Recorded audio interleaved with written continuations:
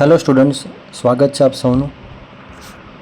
Call India દ્વારા electrical branch માટે total 221 જગ્યાઓ કોલ ઇન્ડિયા દ્વારા બહાર પાડવામાં આવી છે.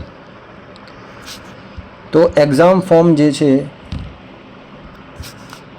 Opening date online registration of application તો 12/5/2026ના રોજથી સ્ટાર્ટ થશે અને 11/6/2026ના રોજથી આ ક્લોઝિંગ લાસ્ટ ડેટ અહીંયા છે 11 તારીખ છે. 6ઠ્ઠા મહિનાની 11મી તારીખે લાસ્ટ ડેટ છે. ક્લિયર થાય છે. આગળ વાત કરીએ આપણે તો મિનિમમ કેટલા ટકા હોવો જોઈએ? 60% માર્ક્સ હોવા જોઈએ. બીટેકમાં મિનિમમ તમારે કેટલા માર્ક્સ હોવા જોઈએ? 60% મિનિમમ તમારા આવેલા હોવા જોઈએ. ક્લિયર છે. તો અલગ અલગ બ્રાન્ચ માટે તમે જોઈ શકો છો પોસ્ટ કોડ 11 નંબરનો જે છે એ સિવિલ માટે છે, 12 નંબર જે છે ઇલેક્ટ્રિકલ, 13 નંબર જે છે મિકેનિકલ, 14 નંબર એ સિસ્ટમ માટે, ENT છે, જીઓલોજી છે, અલગ અલગ સ્ટ્રીમ માટે છે. તમે જોઈ શકો છો. ક્લિયર. આપણે ઇલેક્ટ્રિકલ જે છે એ 12 નંબરનો કોડ છે. ક્લિયર. તો ડિગ્રીવાળા જે સ્ટુડન્ટ છે એ લોકો એલિજિબલ છે. તમે જોઈ શકો છો 12 નંબરનો જે કોડ છે એમાં ટોટલ જગ્યા કેટલી છે? 221. જનરલની કેટલી છે? 91 જગ્યા છે. EWSની 22 છે. એ રીતે કેટેગરી વાઇઝ તમે જોઈ શકો છો SC, ST, OBC છે.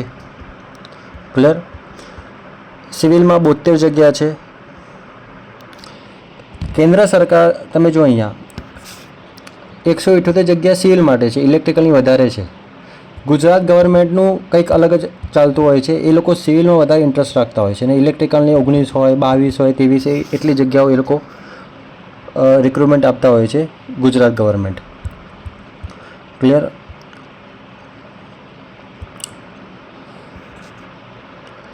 ક્વોલિફિકેશન તો બીટેક જ છે, તમને ખ્યાલ જ હશે.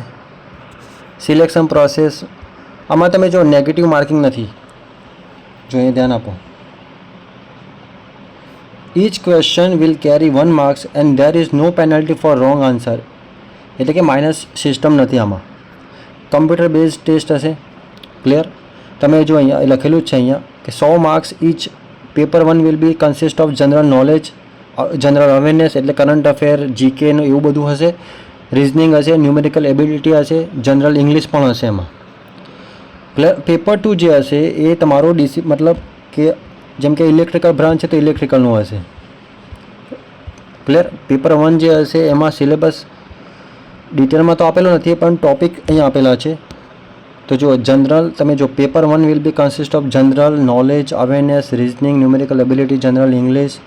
અને પેપર 2 માટે જો અહીંયા શું કહે પેપર 2 જે હશે એમાં સ્પેશિયલ ઇલેક્ટ્રિકલ આ તો મિકેનિકલ જે છે તમારી જે બ્રાન્ચ હશે એ બ્રાન્ચ પ્રમાણે પેપર હશે તમારું. ક્લિયર. મિનિમમ જે જનરલ કેટેગરીના સ્ટુડન્ટ છે એમને 40 માર્ક્સ લાવવાના રહેશે અને OBC 35, SC ST વાળા જે PW વાળા જે સ્ટુડન્ટ હશે એમને મિનિમમ 30 માર્ક્સ હશે લાવવા પડશે. એટલે ક્વોલિફાય માર્ક્સ છે આ. ક્લિયર. એજ લિમિટ જે આપેલી છે તમે જોઈ શકો 30 વર્ષનો કોઈ ઉમેદવાર છે તો એ એપ્લાય કરી શકશે. એ EWS અને જનરલ માટેની વાત છે. EWS અને જનરલ.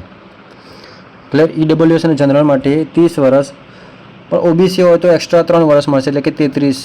એ લોકો 33 વર્ષનો જે કેન્ડિડેટ હશે ને એ એપ્લાય કરી શકશે. 5 વર્ષ SC ST માટે એટલે 35 વર્ષનો કોઈ SC ST ઉમેદવાર હશે તો 35 વર્ષનો પણ હશે ને તો પણ એ એલિજિબલ ગણાશે.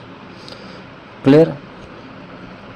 અને તમે જો અહીંયા કોઈ હેન્ડીકેપ હોય તો 10 વર્ષનો હશે. OBC માટે 13 વર્ષનો હશે. ક્લિયર. તો આ જે રિક્રુટમેન્ટ છે એ કોલ ઇન્ડિયાની છે. તમે જોઈ શકો છો એપ્લિકેશન જે ઓપનિંગ ડેટ જે છે એ 12/5/2026ના રોજ ઓપનિંગ થઈ જશે એટલે કે તમે ફોર્મ ભરી શકશો અને લાસ્ટ ડેટ જે છે લાસ્ટ ડેટ 11/6/2026 છે. ક્લિયર છે. નેગેટિવ માર્ક્સ નથી આમાં. અને આ એક્ઝામ એટલી ઝડપી હોય છે, યાદ રાખજો.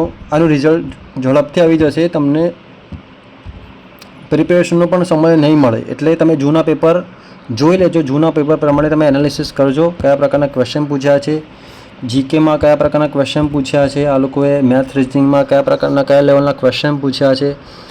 ક્લિયર, એનું એનાલિસિસ બરાબર કરજો, જેનાથી તમને આઈડિયા આવી જશે. ક્લિયર થાય છે? તો સારામાં સારી તક છે ઇલેક્ટ્રિકલ સ્ટુડન્ટ્સ માટે. ક્લિયર થાય છે? આવનારા સમયમાં આપણે સિલેબસ પણ ડિસ્કસ કરીશું. ઓકે, જો તમે ચેનલમાં ન્યૂ હો તો ચેનલને જરૂરથી સબસ્ક્રાઈબ કરી દેજો, વિડીયોને લાઇક કરજો અને તમારા મિત્રો સુધી શેર કરજો. ઓકે, જય હિન્દ, જય ભારત.